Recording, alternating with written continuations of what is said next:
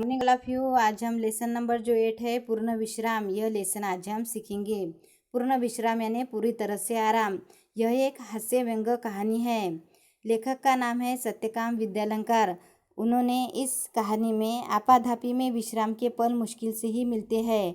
जब कभी ऐसे अवसर मिलते भी हैं तो घरेलू उलझनों के कारण हम उन पलों का आनंद नहीं उठा पाते हैं। उसके बारे में इस कहानी में बताया है। आखिर कई अटैची, कई थैले, कई झोले भरकर हम जू पहुँचे। यानी लेखक ने बहुत सारा सामान लेके लेखक आखिर में जू पर पहुँच गए थे। 5-7 मिनट तो हम यानी 5-7 मिनट तो लेखक और उनकी जो पत्नी है वह स्वप्न लोक में ही रहे। उनको लग रहा था कि वह सपने में ही जू पर आ गए हैं। हम समुद्र में नहाने को चल पड़े। यानी लेखक और उनकी जो पत्नी है वह समुद्र में नहाने के लिए चल पड़ते हैं। समुद्र तट पर और लोग भी नहा रहे थे। यानी समुद्र तट पर बहुत सारे लोग नहा रहे थे। एक ऊंची लहर ने आकर हम दोनों को ढक लिया। यानी एक बहुत बड़ी लहर आई और उस लहर ने क्या किया, लेखक और उनकी पत्नी को ढक लिया। यानी उनके दोनों पर वह पानी गिर पड़ा और वह पानी के अंदर ढक गए।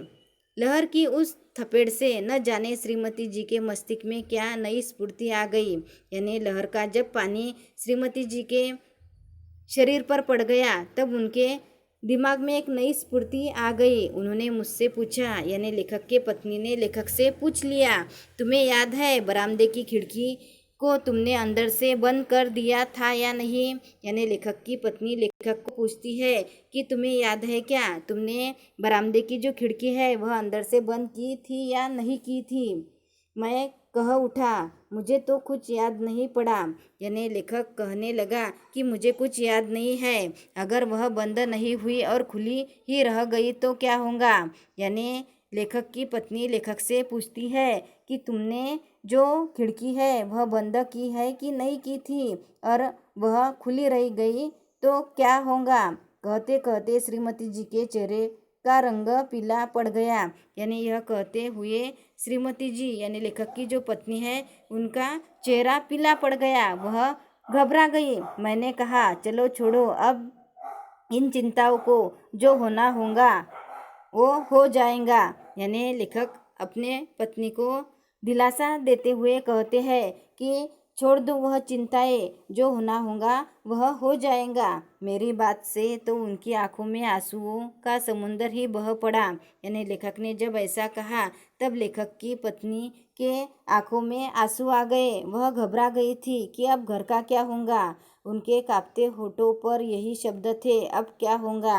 यानी वह बहुत घबरा गई थी कि खिड़की खुली तो घर का क्या होगा, कुछ सामान तो चोरी नहीं जाएगा, ऐसे वह सोचती है और घबरा जाती है और उनके आंखों में से आंसू बहते हैं। और अगर खिड़कियां खुली रह गई तो घर का क्या होगा।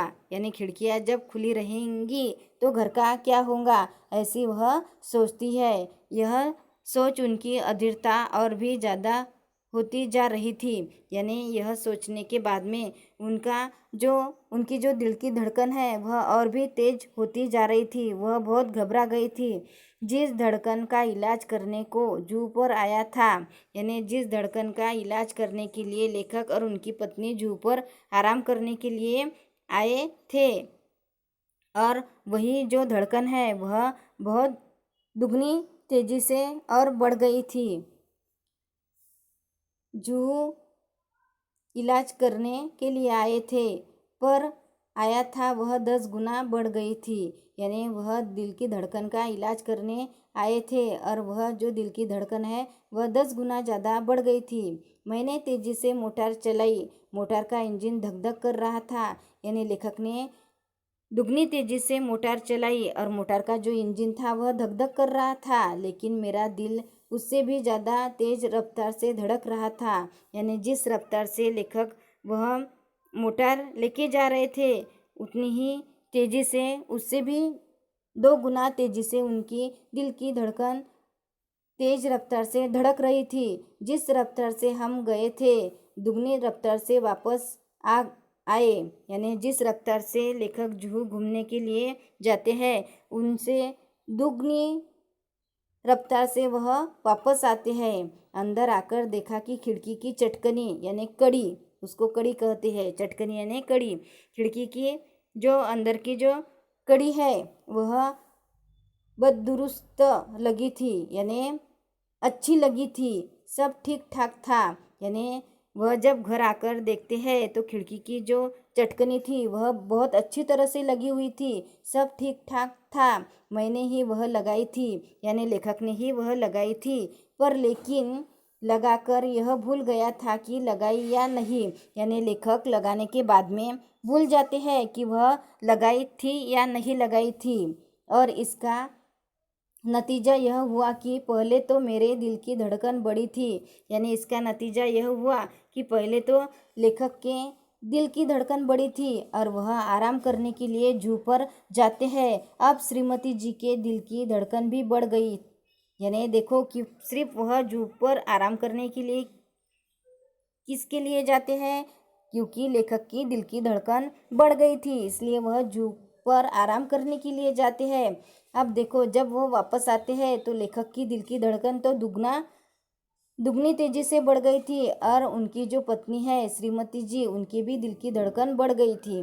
मुझे याद आ रहे थे पूर्ण विश्राम और पूर्ण निरोग, यानी लेखक को याद आ रहे थे वह शब्द कि लेखक ने कहा था पूर्ण विश्राम यानी पूर्ण निरोग। साथ ही यह विश्वास भी पक्का हो गया था कि जिस शब्द के साथ पूर्ण लग जाता है वह पूर्ण भयावह हो जाता है, यानी लेखक को फिर वही शब्द याद आते हैं कि पूर्ण विश्राम यानी पूर्ण निरोग, पर वह पूर्ण शब्द जब लग जाता है तो पूर्ण भयावह हो जाता है, यानी पूर्ण विश्राम कभी कभी हमें हमारी जो जिंदगी है उसको पूरी तरह से बर्बाद कर देता है, यानी पूर्ण भयावह हो जाता है। तो इसी तरह से लेखक ने इस कहानी में बताया है कि पूर्ण विश्राम के बारे में बताया है कि भागा दौड़ी के जीवन में पूर्ण विश्राम के पल मुश्किल से मिलते हैं, पर जब कभी ऐसे अवसर मिलते भी हैं तो घरेलू उलझनों के कारण, यानी देखो कि लेखक और लेखक की पत्नी घरेलू उलझनों के कारण उनको वापस आना पड़ा, यानी देखो कि उनके दिमाग में वह आराम करने के लिए जूहू बीच पर जाते हैं परंतु उनके दिमाग में घरेलू समस्याएं चलती रहती है, इस वजह से उनको वह विश्राम छोड़कर वापस आ रहा है, यानी घरेलू उलझनों के कारण हम उन पलों का आनंद नहीं उठा पाते हैं। तो यानी घरेलू उलझनों के कारण लेखक और लेखक की पत्नी को वापस आना पड़ा जूहू बीच पर से। तो इस तरह से इस कहानी में लेखक ने यही बताया है कि यह जो आपाधापी है इसमें हमें मुश्किल से कुछ पल मिलते हैं परंतु घरेलू उलझनों के कारण वह जो आनंद है वह हम उठा नहीं पाते हैं। इसके बारे में इस कहानी में लेखक ने बताया है। तो आज हमने लेसन नंबर जो 8 है पूर्ण विश्राम, यह लेसन सीखा है। आगे का लेसन हम अगले पीरियड में सीखेंगे। Thank you.